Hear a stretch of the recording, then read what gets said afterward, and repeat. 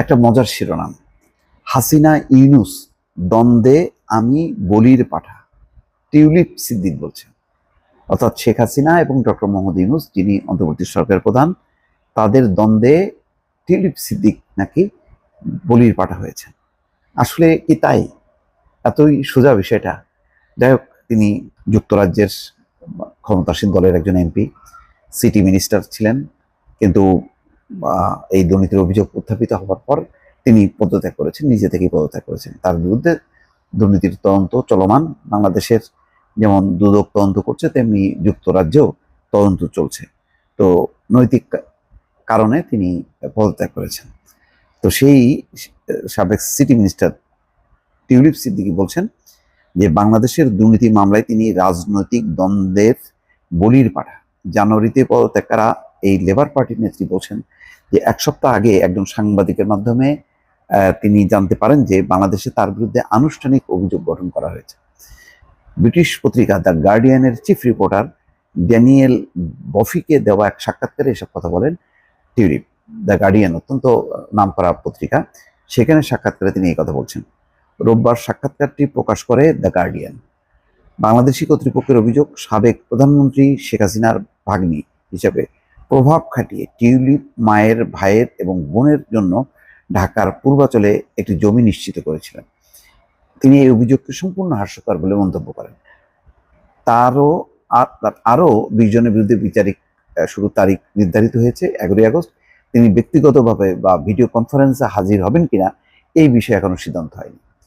তো এখানে তো মানে 10টা 6-10কে 60, 6 জন, এটা তো একদম নাম প্রকাশিত হয়েছে, তাদের দলিল ডকুমেন্ট সবকিছু আছে যে তাদের নামে 10 কাঠা করে 6 জন শেখ হাসিনার পরিবার এবং শেখ রেহানার পরিবার নিয়েছে।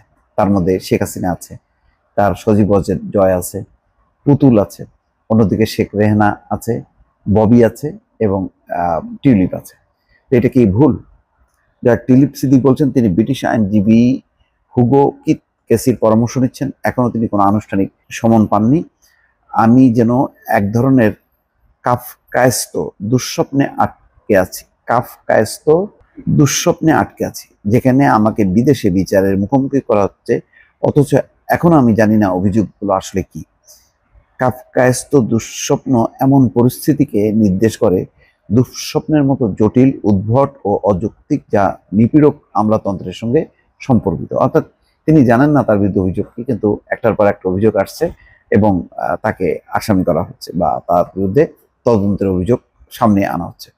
বাংলাদেশ এবং যুক্তরাজ্যের মধ্যে প্রত্যর্পণ চুক্তি না থাকলেও দোষী সাব্যস্ত হলে বিষয়টি নতুন করে পরীক্ষার মুখে পড়তে পারে।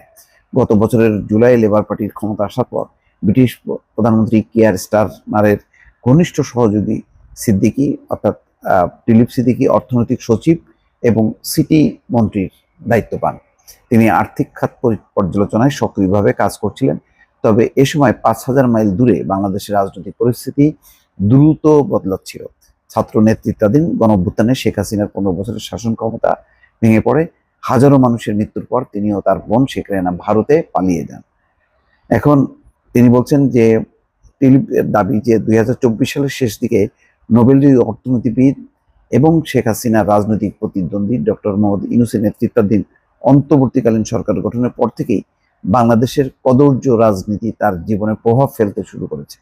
অচেনা কিছু ওয়েবসাইটে খবর ছাপাতে থাকে যে তিনি রূপপুর পারমাণবিক বিদ্যুৎ প্রকল্প থেকে $500 কোটি আত্মসাৎ করেছেন। এই নিয়ে 2013 সালে এক ছবি সামনে আসে, যেখানে মস্কোতে শেখ হাসিনা ও ভ্লাদিমির পুতিনের সঙ্গে সিদ্দিকীকে দেখা যায়। সিদ্দিকী ব্যাখ্যা দেন, তিনি এবং তার বোন কেবল বেড়াতে গিয়েছিলেন এবং শেষ দিনে একটি আনুষ্ঠানিক চায়ের দাওয়াতে 2 মিনিটের জন্য পুতিনের সঙ্গে তার দেখা হয়েছিল। যাক, এটাকে অভিযোগ করছে। এখন অভিযোগ যদি প্রমাণ হয়, মানে সেই গাজীপুরে তার বাগান বাড়ি, খবর গুলশানের ফ্ল্যাট, তারপরে পূর্বাঞ্চলের জমি এবং যুক্তরাজ্যে তার বাড়ি, এই বিষয়গুলো যদি যুক্তরাজ্য আভ্যন্তরীণভাবে প্রমাণ করে এবং দুদক যদি সেই অকাট্য প্রমাণ যুক্তরাজ্য সরকারের কাছে তুলে ধরতে পারে, তাহলে টিউলিপ সিদ্দিকীর রাজনৈতিক ভাগ্য রীতিমতো অন্ধকার, এটা বলাই যায়। ভালো থাকবেন। আল্লাহ হাফেজ।